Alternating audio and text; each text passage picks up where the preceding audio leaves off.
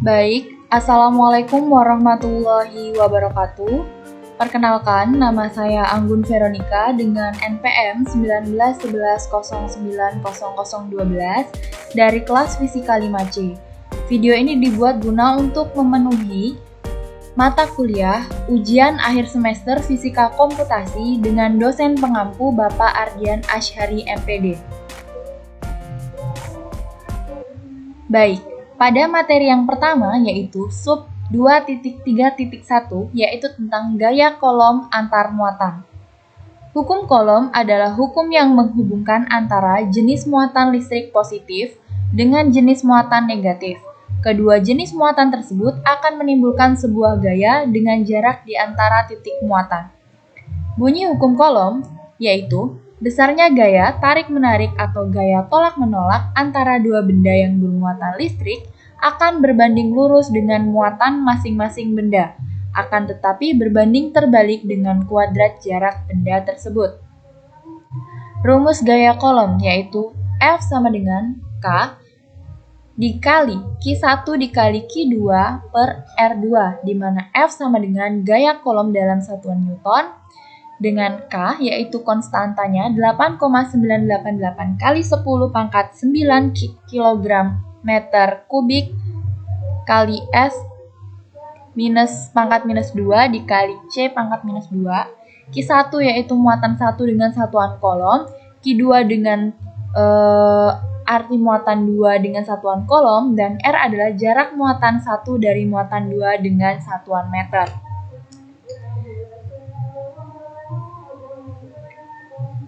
Baik, di sini saya sudah mengetikkan sebelumnya skrip dari sub 2.3.1 yaitu tentang kolom law for two-point chairs atau gaya kolom antara muatan. Nah, di sini dapat kita lihat bahwasanya terdapat nilai epsilon 0 sama dengan 8 kali 854 kali 10 pangkat minus 12 dengan nilai konstanta, di sini nilai konstanta sama dengan 1 per 4 dikali pi epsilon 0 dengan nilai muatan Q1 sama dengan minus 10 kali 10 pangkat minus 13 dan nilai Q2 yaitu plus 10 kali 10 pangkat minus 10. Untuk jaraknya yaitu R dari 0,1 sampai minus 12 lalu 0,1 sampai 12 dikali 10 pangkat minus 12. Nah, di sini kita menggunakan rumus gaya kolom yaitu F sama dengan K dikali Q1 dikali Q2 dikali atau dibagi dengan R dikali R atau R kuadrat, seperti rumus yang ada di materi sebelumnya. Nah, di sini terdapat plot. Untuk grafiknya yaitu ada plot dengan komponen R atau jarak dan F adalah gaya dan line width 1,5 nilai akhir untuk jaraknya dengan X label yaitu jarak dalam meter atau distance in meter dan Y label yaitu column force in Newton atau gaya kolom dalam Newton. Selanjutnya kita akan merun skrip yang sudah ada pada sub 2.3.1 ini. Nah, di sini akan muncul sebuah grafik seperti skrip sebelumnya. Untuk nilai X label akan diisi di sini distance in meter atau jarak dalam meter. Selanjutnya untuk Y label diisi dengan column force in Newton atau gaya kolom dalam Newton. Nah, di sini jarak dimulai dari nilai minus 1,5 kali 10 pangkat 11 sampai 1,5 kali 10 pangkat minus 11.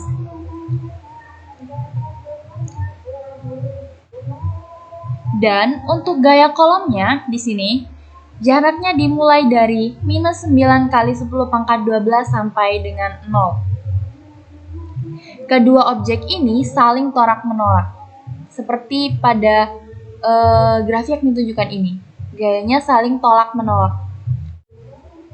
Baik, selanjutnya materi yang kedua yaitu di subbab 2.3.2 yaitu gaya kolom antar muatan menggunakan for loop.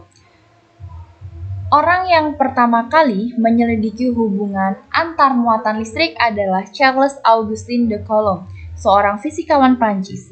Gaya Coulomb atau gaya listrik adalah gaya yang ditimbulkan oleh adanya interaksi antara dua partikel bermuatan yang dipisahkan pada jarak tertentu.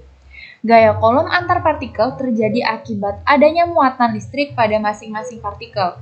Gaya ini hadir dalam dua bentuk, yaitu gaya tarik dan gaya tolak. Rumus gaya Coulomb diturunkan dari pernyataan Coulomb berdasarkan hasil percobaannya.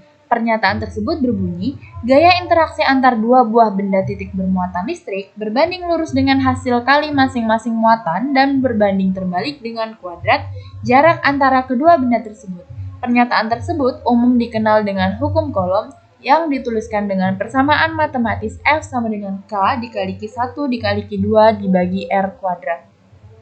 Dengan keterangan masih sama, F sama dengan gaya Coulomb dengan satuan Newton, Q1, Q2 adalah muatan setiap partikel dengan satuan Coulomb, dan R adalah jarak antara kedua muatan dengan satuan meter, dan K merupakan konstanta Coulomb, yaitu 9 kali 10 pangkat 9 Newton per meter kuadrat C kuadrat. Baik, di sini kita langsung saja buka pada MATLAB kita. Nah, di sini sebelumnya saya sudah mengetikkan skrip 2.3.2 tentang materi program to compute Coulomb force between charge. Nah, di sini kita dapat lihat seperti inilah skrip yang nantinya akan memunculkan grafik seperti di modul. Nah, di sini kita run. Nah, di command window kita diminta untuk mengisikan username. Di sini kita mengisikan nama kita.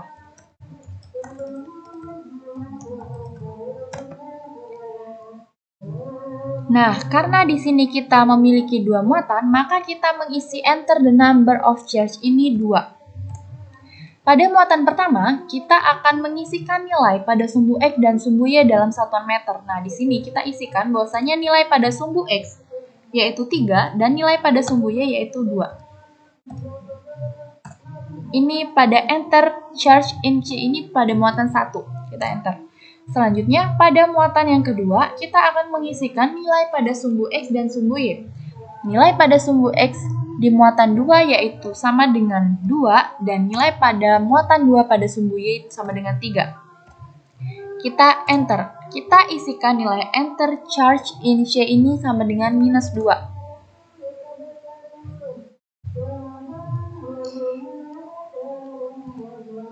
Nah, kita dapatkan di sini force on charge ini nilai pada muatan 1 untuk komponen X nilainya sudah tertera minus 6 kali 3 sekian, dan pada nilai komponen Y yaitu 6 kali 6.35 sekian, dan nilai yang ada pada muatan kedua juga ada, di situ sudah tertera nilai untuk komponen X-nya.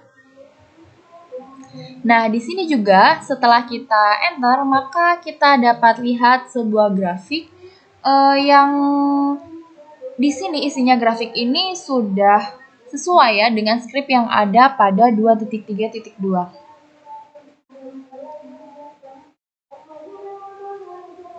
Nah, di dalam grafik ini juga sudah ada dua muatan, yaitu muatan 1 berada pada nilai 2 di sumbu Y dan 3 di sumbu X. Dan muatan 2 berada pada nilai 2 di sumbu X dan 3 di sumbu Y. Nah, gaya yang dihasilkan ini adalah tolak-menolak karena muatan 1 dan muatan 2 itu berbeda, yaitu muatan 1 itu bermuatan positif dan muatan kedua yaitu bermuatan negatif. Baiklah, selanjutnya adalah materi 2.3.3 yaitu Files due to discrete and line charge distribution. Materi yang pertama yaitu distribusi muatan diskrit.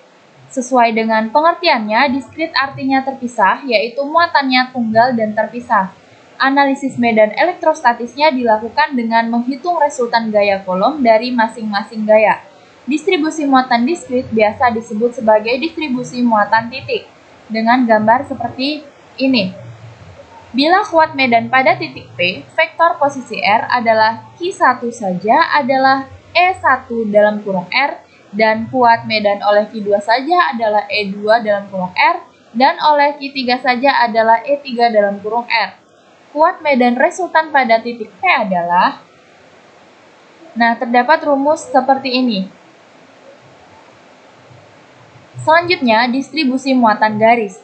Muatan garis adalah muatan yang terdistribusi menyerupai garis dengan diameter dianggap sangat kecil sehingga tidak ada komponen penampang. Kuat medan listrik di sekeliling garis.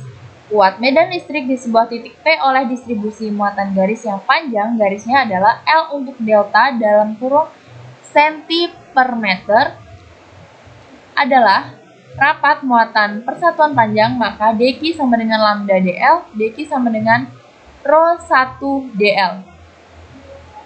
Di sini kita masuk ke dalam script 2.3.3. Sebelumnya dalam comment window ini saya hapus terlebih dahulu. Nah, di sini sudah ada script file due to discrete and line charge distribution. Maka di sini sudah terdapat nilai E-nya sudah ada, sudah tertera. Nah, di sini figure 1, di sini dia akan menampilkan gambar grafik yang pertama. Nilainya sekian-sekian. Terdapat X label, Y label, dan Z label. Color bar di sini akan memunculkan warna dari grafiknya nanti. Nah, langsung saja untuk gambar yang pertama kita run.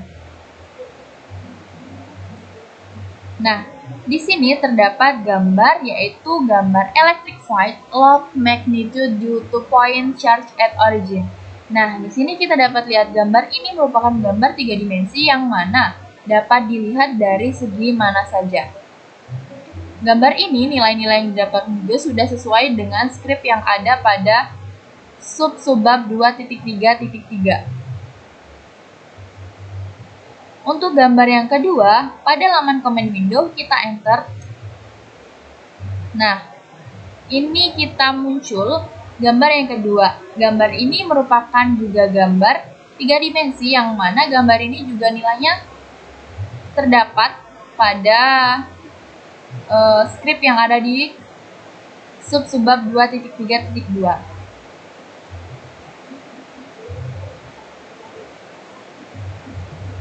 Mungkin sekian saja yang dapat saya sampaikan untuk materi ini. Kurang dan lebihnya saya mohon maaf.